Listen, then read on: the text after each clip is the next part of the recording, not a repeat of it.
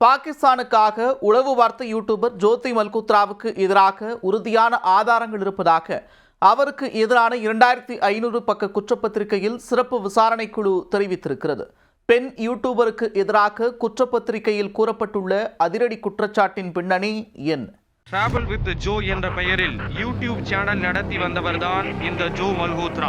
இவர் பிரபல சுற்றுலா தலங்களுக்கு சென்று அந்த இடம் குறித்த தகவல்களை தனது யூடியூப் வீடியோ மூலம் வெளியிட்டு பிரபலமடைந்தார். இவர் மீது பாகிஸ்தானுக்கு உளவு பார்த்ததாக கடும் குற்றச்சாட்டுகள் எழுந்தன. கடந்த மே 16ஆம் தேதி ஹரியானா போலீசார் பாகிஸ்தானுக்கு உளவு பார்த்த குற்றச்சாட்டில் ஜோதி மல்ஹோத்ராவை அதிரடியாக கைது செய்தனர். விசாரணையின் ஒரு பகுதியாக அவரது செல்போன், லேப்டாப் உள்ளிட்ட மின்னணு உபகரணங்கள் டிஜிட்டல் தடயவியல் பரிசோதனைக்கு அனுப்பப்பட்டது. அதில் அவருக்கு எதிரான ஏராளமான ஆதாரங்கள் சிக்கின.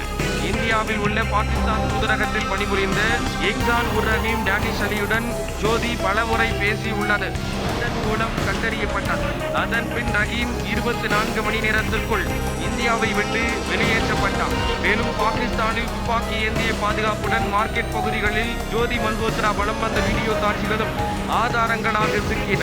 இந்நிலையில் ஹரியானாவின் ஹிசார் நீதிமன்றத்தில் சுமார் 2500 பக்கங்கள் கொண்ட குற்றப்பத்திரிகையை காவல்துறையின் சிறப்பு விசாரணை குழு சனிக்கிழமை தாக்கல் செய்தது.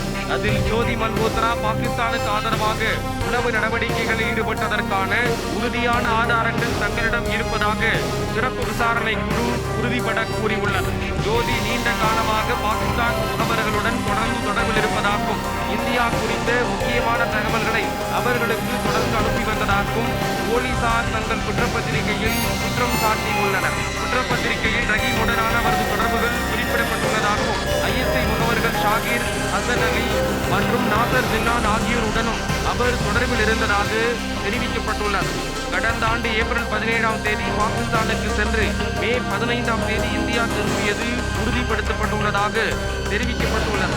இந்த பயணத்தின் போது கர்தார்பூர் வழித்தடம் வழியாக மல்ஹோத்ரா பாகிஸ்தானுக்கு சென்று அங்கு முன்னாள் பிரதமரான நவாஸ் ஷெரீப்பின் மகள் மரியம் நவாஸ் ஷெரீப்பை சந்தித்து பேட்டி கண்டதாக தெரிவிக்கப்பட்டுள்ளது. ஆரம்பத்தில் அவர் ஒரு சாதாரண யூடியூபராக வலைப்பதிவுகள் மற்றும் வீடியோக்களை உருவாக்கினார். ஆனால் விசாரணையில் அவர் பாகிஸ்தான் உளவுத்துறை அமைப்புகளுடன் தொடர்பில் இருந்தது சந்தேகத்திற்கிடமின்றி கண்டறியப்பட்டுள்ளதாக குற்றப்பத்திரிகையில் தெரிவிக்கப்பட்டுள்ளது.